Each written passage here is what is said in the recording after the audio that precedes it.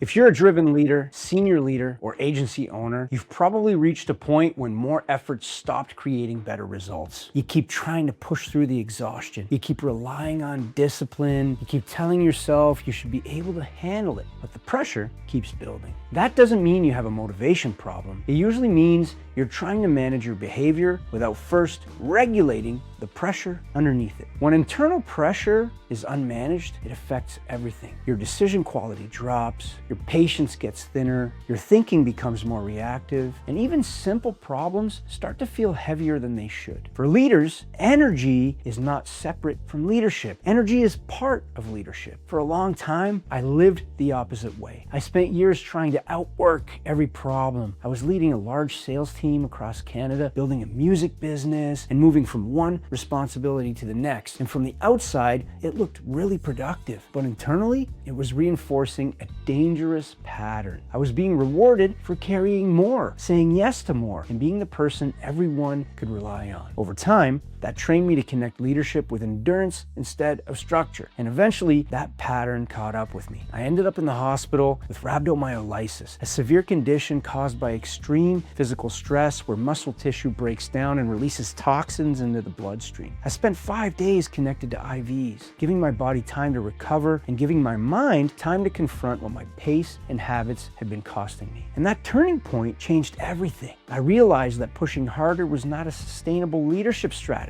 Responsibility without a foundation eventually breaks down. So if you want to build something that lasts, your leadership has to be built on structure, not intensity. And that's why energy is the first pillar of the Mindset Conquest approach. Energy is not about feeling motivated every day. It's about protecting your physical, mental, and emotional capacity required to lead well. And when leaders experience pressure, the default response is usually to keep moving, keep answering, keep solving, and keep carrying. But if you never regulate the pressure starts leading you. You become reactive. You make decisions from stress instead of clarity. You respond to every issue as if it's urgent. And over time, your business begins to depend on your ability to absorb pressure instead of your ability to lead through structure. Regulating pressure means getting proactive about your energy before the day starts making demands on you. And that can include a consistent morning routine, movement, breath work, journaling, or a clear shutdown routine at the end of the day. These are not performance tricks. They are leadership practices. They create enough stability for you to think clearly, respond intentionally, and make better decisions under pressure. Because when you're exhausted and depleted, your mind becomes less disciplined and more reactive. That self-doubt